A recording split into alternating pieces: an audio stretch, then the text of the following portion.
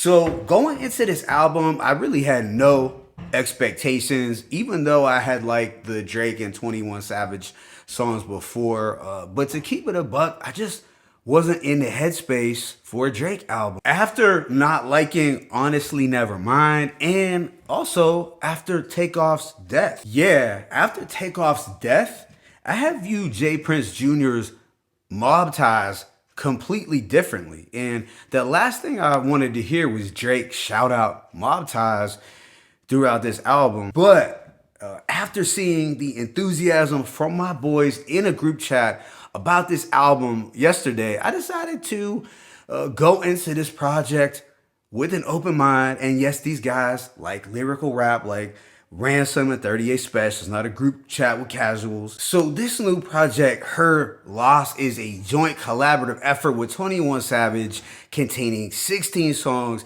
lasting approximately an hour. But with that being said, let me go ahead and just jump right into this track by track breakdown. The opener, Rich Flex, starts off with 21 rapping over an eerie vocal sample and some 808s. Drake has some singing on the hook before we get a menacing trap beat for his portion. I like Drake's rhyme schemes using acronyms and his wordplay here, like when he said, I'm steady pushing P, you dudes pushing PTSD, we revving up and going on a run like we DMC. I lay up with her for a couple days, then it's BRB. So yeah, overall, it was a hard way to set this album off. Track 2, Major Distribution, has Drake harmonizing on the intro, which gives way to a bouncy piano chat beat. I like Drake's flow and energy here, and 21 has some silly lines like, make an IG model run my errands, he gonna miss, and then we gonna spin his parents. So altogether, I have no issues as it's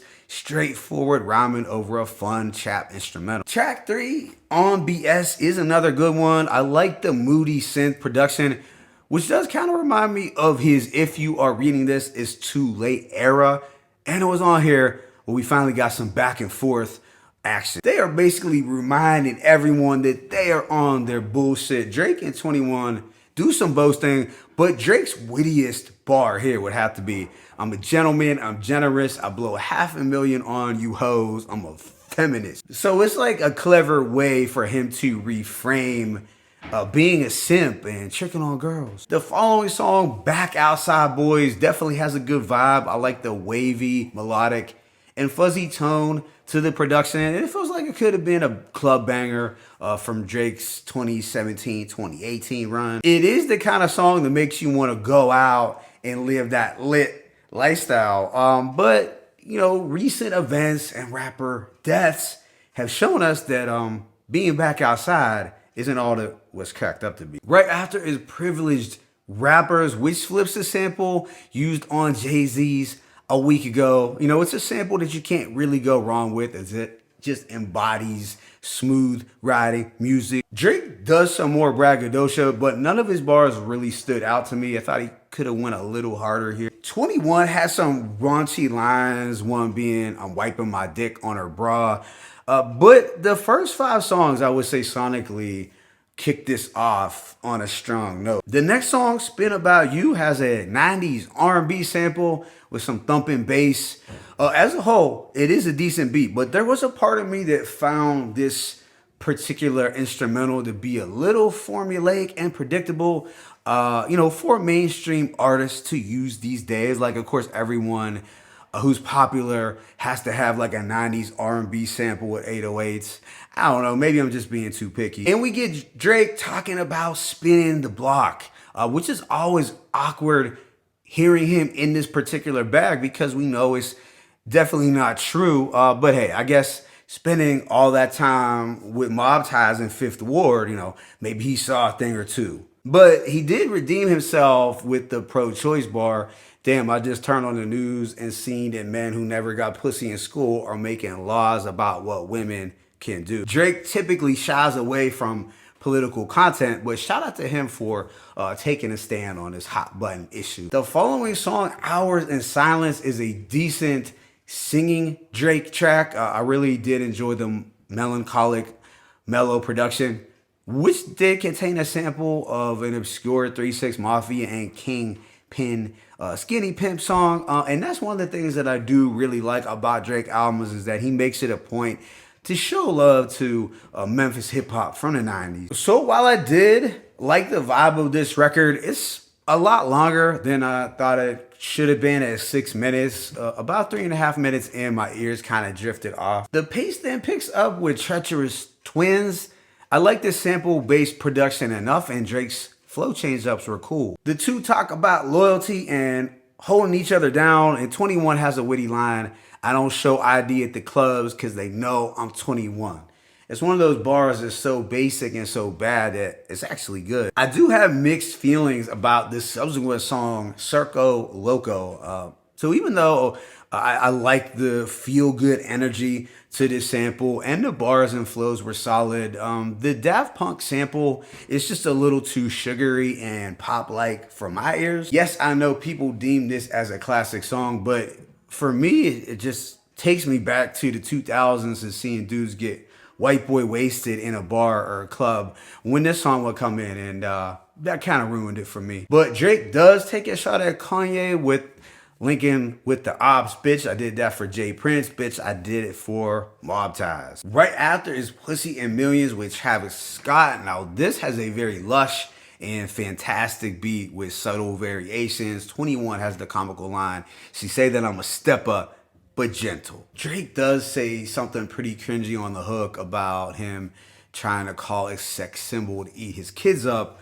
But the Travis Scott feature was solid, so sonically, this one was a go. Afterwards is Broke Boys, which has a dope beat shift. The first instrumental has a darker lo-fi beat, while the second has some sparkling keys. Overall, it's a wavy banger. Drake does weigh in on the Adidas situation with, "I got the stripes, but fuck Adidas." So here I thought he actually could have been looked at as standing with Kanye as opposed to his jab earlier in the album. Then there is one of the standouts, Middle of the Ocean, with its plush boom bap production. The second portion of the song samples from the OJ's Cry Together, or as some of you may know, AZ and Nas's Mo Money, Mo Murder, More Homicide, a classic instrumental that you just can't miss. It is the most bar-heavy song on the album by far, where Drake is rapping, coming through with some double entendres, name dropping, and giving us some disrespectful,